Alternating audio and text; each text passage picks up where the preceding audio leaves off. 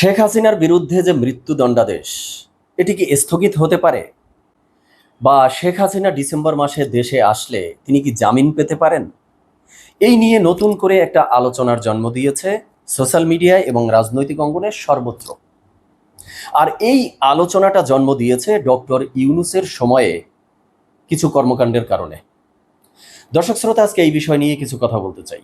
তো চলুন direct hit the পয়েন্টে। শুরুতে আসি ঘটনা প্রসঙ্গে।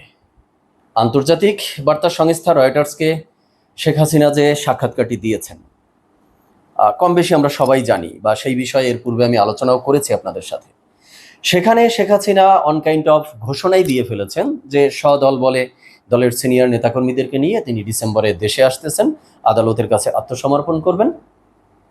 তো এরপরেই বর্তমান যে আন্তর্জাতিক অপরাধ ট্রাইব্যুনালের চিফ প্রসিকিউটর রয়েছেন, তার বক্তব্যের রেশ ধরেই এই আলোচনার জন্ম আমি মনে করি। কারণ চিফ প্রসিকিউটর বলছেন যে মৃত্যুদণ্ডাদেশ প্রাপ্ত আসামির জামিনের কোনো আইনি বিধান নেই, তাই শেখ হাসিনা দেশে পা রাখা মাত্রই তাকে গ্রেপ্তার করা হবে। এই চিফ প্রসিকিউটর আরও বলছেন যে শেখ হাসিনার আত্মসমর্পণেরই কোনো সুযোগ আর নেই, কারণ আপিল করার যে সময়সীমা সেটি শেষ হয়ে গেছে। তাই শেখ হাসিনা দেশে পা রাখা মাত্রই তার বিরুদ্ধে যে রায় সেটি কার্যকর করা হবে, মানে ফাঁসি কার্যকর করা হবে। তো চিফ প্রসিকিউটরের এই বক্তব্যকে কেন্দ্র করেই এখন সামনে অনেকে দুটো এভিডেন্স নিয়ে আসতেছে ডক্টর ইউনূসের সময়ে ঘটনার। একটি হলো ৭১-এর মানবতা বিরোধী অপরাধে এই মৃত্যুদণ্ডাদেশ প্রাপ্ত আসামি এটিএম আজহারুল ইসলাম, তাকে ৫ অগস্টের পরে ডক্টর ইউনূসের সরকার মুক্তি দিয়েছিল। তারপরে তিনি নির্বাচন করলেন, নির্বাচনের পরে এখন তিনি নির্বাচিত সংসদ সদস্যও হয়ে গেছেন। সংসদ অধিবেশনে তিনি বক্তব্য রাখছেন, মাননীয় স্পিকার তাকে মাননীয় সংসদ সদস্য বলে সম্মানিত করছেন।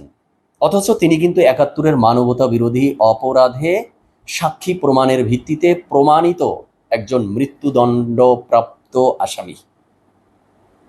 আরেকটি ঘটনা, ওই ৭১-এরই গণহত্যা এবং মানবতা বিরোধী অপরাধের আরেকজন মৃত্যুদণ্ডাদেশ প্রাপ্ত আসামি বাচ্চু রাজাকার ওরফে মাওলানা আবুল কালাম আজাদ।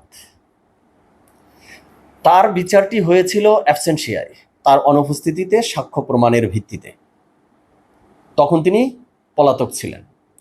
তো তার বিরুদ্ধে, এই বাচ্চু রাজাকারের বিরুদ্ধে মৃত্যুদণ্ডাদেশ দেওয়ার ১৩ বছর পর্যন্ত তিনি পলাতক ছিলেন।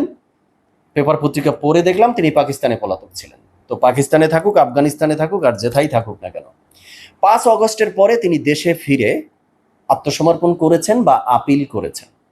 সেই আপিলের রায়ে তাকে তার সাজা স্থগিত করা হয়েছে, তাকে জামিন দেওয়া হয়েছে এবং আদালত থেকে বলা হয়েছে তিনি যেই অবস্থায় এখন আছেন সেই অবস্থায় থাকবেন, মানে তিনি মুক্ত আছেন, মুক্তই থাকবেন। তো এখন কথা হলো যে ৫ অগস্টে তো দেশে একটা স্বাধীনতা এসেছিল, তাই না? লাল স্বাধীনতা। অনেকে তো এটাকে স্বাধীনতা 2.0 বলে গর্ববোধ করতে চাচ্ছেন। তাহলে কোন ধরনের স্বাধীনতা দেশে এসেছিল ৫ অগস্টে, যে ৫ অগস্টের পরে এই দেশের স্বাধীনতার সময়ে স্বাধীনতা বিরোধী শক্তি হিসাবে গণহত্যা, মানবতা বিরোধী অপরাধে অভিযুক্ত মৃত্যুদণ্ডাদেশ প্রাপ্ত দুইটি আসামিকে মুক্তি দেয়া যায়? বেশ ভালো, সেই সময়ে আপনাদের স্বাধীনতা ছিল, আপনারা তাদেরকে মুক্তি দিয়ে দিয়েছেন। কোন আইনে দিয়েছেন? তখন যদি দেয়া যায়, তাহলে এখন শেখ হাসিনা এবং শেখ হাসিনার মানে আওয়ামী লীগের অন্যান্য নেতাকর্মীদেরকে দেয়া যাবে না কেন? এখন কেন চিফ প্রসিকিউটর বলছেন যে আইনে নেই মৃত্যুদণ্ডাদেশ প্রাপ্ত আসামিদের জামিন দেয়ার? তাহলে তখন আইনটা কোথা থেকে এসেছিল? ৫ অগস্টের পর দেশে কি আইন কানুন কিছু ছিল না? ধরে নিলাম আলোচনার স্বার্থে তখন আইন কানুন কিছু ছিল না। ডক্টর ইউনূস সাহেব বা ডক্টর ইউনূসকে ম্যান্ডেট দিয়েছে যেই এনসিপি, যেই জামাত শিবির, তারা ক্ষমতা বলে এটা করেছে। তো এখন তো ডক্টর ইউনূসের সরকার নেই, এখন তো বিএনপির নির্বাচিত সরকার। এখন যে আন্তর্জাতিক অপরাধ ট্রাইব্যুনালের চিফ প্রসিকিউটর এই কথা বলছেন, তো তার কি স্মরণে নেই যে দুইজন সেইম আসামি এখন মুক্ত আছে? তো তাদেরকে গ্রেপ্তার করা হচ্ছে না কেন? তাদের বেলায় চিফ প্রসিকিউটর এই প্রশ্ন কেন করছে না যে আইনে নেই মৃত্যুদণ্ডাদেশপ্রাপ্ত আসামি জামিনে থাকবে? তাহলে এই আইনটা চিফ প্রসিকিউটর শুধু আওয়ামী লীগের নেতাকর্মী আর শেখ হাসিনার ক্ষেত্রে দেখতে পায়, কিন্তু জামাতের নেতাকর্মীর ক্ষেত্রে দেখতে পাচ্ছে না কেন? মানে এটা কোন ধরনের আইন? এই চিফ প্রসিকিউটর কোন ধরনের আইন শিখাচ্ছে? এবার আসি আরেকটা পয়েন্টে। এই যে ৭১-এর মানবতা বিরোধী অপরাধে মৃত্যুদণ্ডাদেশ প্রাপ্ত দুজন আসামি বাচ্চু রাজাকার এবং এটিএম আজহারুল ইসলাম, এদের দুজনকে মৃত্যুদণ্ডাদেশ দিয়েছে যেই ট্রাইব্যুনাল, আন্তর্জাতিক অপরাধ ট্রাইব্যুনাল, সেই আন্তর্জাতিক অপরাধ ট্রাইব্যুনালেই কিন্তু বিচার হচ্ছে শেখ হাসিনার এবং আওয়ামী লীগের নেতাকর্মীদের। তো একই আন্তর্জাতিক অপরাধ ট্রাইব্যুনালের রায়ে এই ধরনের মানে বিপরীত চরিত্র আমরা কেন দেখব? তো কনক্লুশনে এসে আমি আমার অবস্থানটা একটু পরিষ্কার করি। যারাই সোশ্যাল মিডিয়ায় বা রাজনৈতিক অঙ্গনে এটি নিয়ে আলোচনা তুলছেন, ঝড় তুলছেন, তারা সাইড টু সাইড রেখে কম্পেয়ার করার চেষ্টা করছেন যে এটিএম আজহারুল ইসলাম এবং বাচ্চু রাজাকারকে যদি জামিন দেওয়া যায়, সাজা স্থগিত করা যায়, তাহলে শেখ হাসিনাকেও বা আওয়ামী লীগের নেতাকর্মীকেও সাজা স্থগিত করতে হবে, জামিন দিতে হবে। আমি এতে একমত না। কারণ এই বাচ্চু রাজাকার এটিএম আজহারুল ইসলামকে জামিন দেয়া, সাজা স্থগিত করা, এটা চরম অন্যায় হয়েছে। এই যে চিফ প্রসিকিউটর বলছেন যে আইনে নেই, বরং আইনে নেই এমন কাজ করা হয়েছে। তো সেইটাকে জাস্টিফাই করে বা সেইটাকে সামনে রেখে আমি শেখ হাসিনার পক্ষে জাস্টিফাই করতে পারি না। আমি শেখ হাসিনা বা আওয়ামী লীগের নেতাকর্মীদের জামিন বা সাজা স্থগিত চাইতে পারি না। আমি যেটা চাই সেটা হলো, শেখ হাসিনা চ্যালেঞ্জ দিয়েছেন তিনি দেশে আসবেন। কেন দেশে আসবেন? তিনি দীর্ঘ সময়ে রাষ্ট্র শাসন ক্ষমতায় ছিলেন, তার ভুলভ্রান্তি হতেই পারে, তিনি বলছেন। সে লক্ষ্যে যদি তার বিচার হওয়ার থাকে, তার অপরাধ থাকে, তিনি সেই বিচারের ভার জনগণের হাতে ছেড়ে দিতে চান। জনগণ তার বিচার করবে। গুড, ভালো ডিসিশন।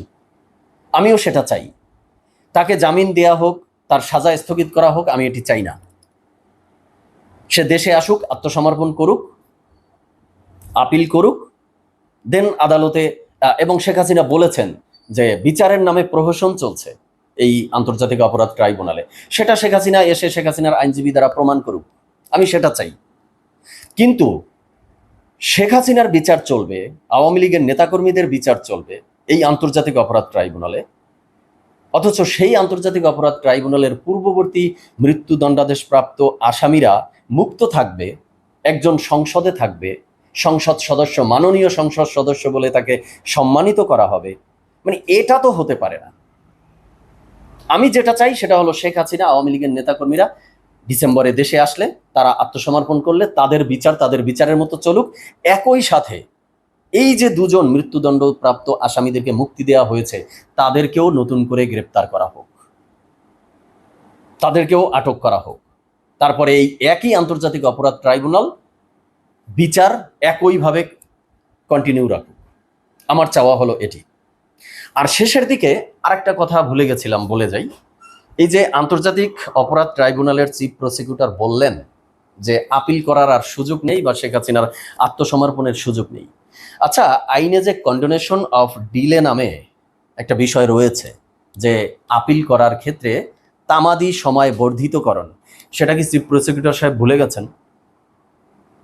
আসামি সময় মতো আত্মসমর্পণ করতে পারেনি, কিন্তু সে যদি যৌক্তিক কারণ দেখিয়ে আদালতকে সন্তুষ্ট করতে পারে যে এই কারণে আমি নির্দিষ্ট সময়ের মধ্যে এসে আপিল করতে পারিনি, সেটা তো মানে আদালত বা এই যে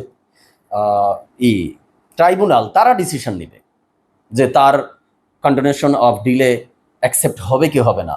সেটা অগ্রিম এই চিফ প্রসিকিউটর কেন বলে দিচ্ছে যে আপিল করার সুযোগ নেই, আত্মসমর্পণের সুযোগ নেই? মানে এটা তো এই চিফ প্রসিকিউটর বলতে পারে না, আমার কাছে মনে হচ্ছে। তো দর্শক শ্রোতা, আজকে এই পর্যন্তই। আপনারা আপনাদের মতামত জানাবেন। সবাই ভালো থাকবেন, সুস্থ থাকবেন। ধন্যবাদ সবাইকে।